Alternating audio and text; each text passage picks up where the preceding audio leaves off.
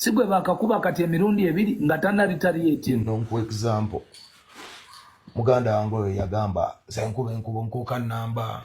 Omuyimbi Bebe Cool avuddeyo ku bya Alien Skin munnange eside eno woono alina byakakasa ate eside eno okusinziira ku live gye yabaddeko ku mukutu ogwa TikTok. Ate nga Palaso naye woono munnange alina byakkaatiriza ku bigambibwa nti abadde akkaatiriza mbunno wali ku mboozi munnange ate eya Alien Skin eside eno. Bampita Jaminati era nga nsinziira ku Jaminati Yugi ngenda kubeera nga ntandika wali ne live munnange badde twedinza ennyo ku mukutu ogwa TikTok eside eri omukulu Bebe Cool. Kakati nno ye ali mu kutenda munnange ate mwana mulenzi munnange ate Alien Skin eside eno. Alina byabadde agamba munnange wano sigenda kubeera nga ndwawo ate ebikuwa kansooke nkakuweka akatambi kano kuba ndabyeko kaawa ayogeddeko ko omuyimbi Alien Skin engeri gye baali bamukubamu nti kati bakamukuba nti nno emirundi ebiri naye nga tateekingawo action nti nno ye asirika eside eno. Kakati nno Bebe Cool byabadde agamba munnange eside eno. Uyo yalwana sigwe bakakuba kati emirundi ebiri nga tana retaliating.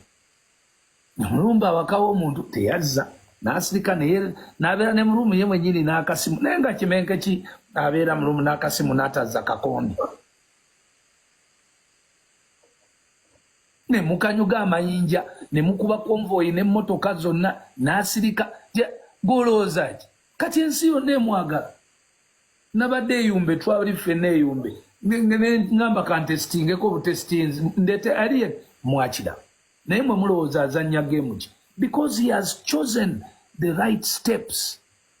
Yadda alina ebintu bye of course mugezi asobola okukanyugayo akayinja mu nsiko gwe naawe nojja ng'oduma publicly yakakola akantu ki katono eno gwe nga tolina evidence gy'olaga ate gwe n'ovaayo kyere. So abavubuka abo bonna babeere barefraininge from ate maybe another last message ensobola okubagamba ku ekyo ekintu ekyo. Government is watching you. Security organizations are watching you because mu music industry yaffe mwayingiramu ababbi n'abatemu nabo beeyita bayimbi kati bakoleramu ebintu biri ebyali hardcore.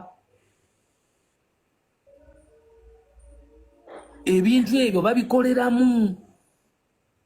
So mubeere very careful ntino tulina ganga ate bali mu bano abantu abo bali mu bano egaali.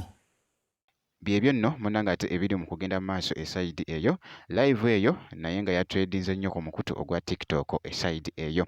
Kakati nina akatambi akookubiri munnange wali mwana mulenzi Palaso bwe yali ayogerako ku interview eside eno nga ayogera munnange ng'alina byakaatiriza eside eno ku bigambibwa nti yali nti ayogera ku mwana mulenzi munnange ate Alien Skin eside eno. Kakati nno biriwa bibino nno munnange ate wano mu katambi kansooke nkakowe ate mu maaso awo nkomewo.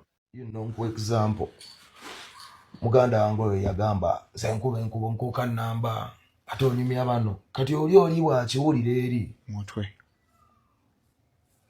naye bwakutegekera amaanyi ategeka mangi kuba ogamba okuba enkuuka namba. Yes. Anakyaganaga mutulinde mu campaigns. Ate nolaba simanya jati ate novaayo n'ogamba fe abajati kati omuntu abamu isn't that excitement? I don't know what this naye abantu babibelievinga abamu okyogera nga asaaga Chameleone yaŋŋamba nti omuntu abeereyo n'awulira Chameleone yabuuse ku kizimbe naawo na Chameleone kati bamugamba mbu agenda lumba Chameleone ajja n'amaanyi mangi neerabira Chameleone musajja mutono maanyi ago tagalina kyo kibagamba nti tebakuba nkoko sasi.